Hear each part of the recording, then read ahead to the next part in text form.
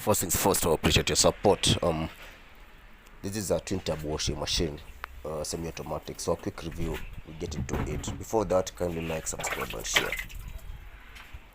See, it's holding water.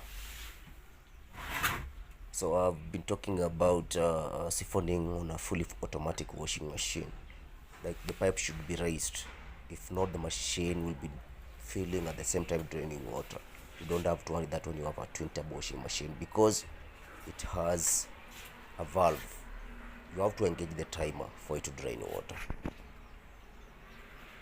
No issues or installation problems, and you'll spend less on this when installing. Number two, you can easily pour water in this machine manually,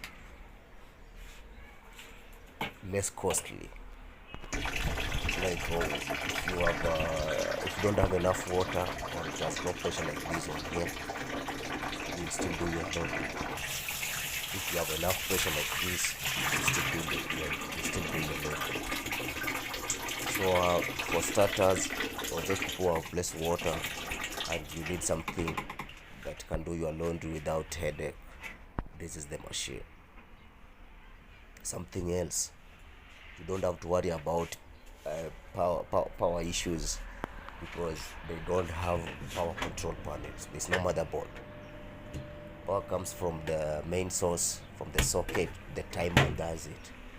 So the only thing you can replace on this machine is either the drain pump or the timer, and it's rare to have issues with that. Number three, blockages. You will not get blockages with this machine. If you get, it's rare. If you're just unlucky. And then look at the dashboard. Okay, you can do a normal wash, a quick wash, a heavy load, a gentle load. You can easily drain water only, and it comes with the two tabs, the spinner and the washer. Same applies to the timers. We have the wash timer and we have the spin timer, so it's easy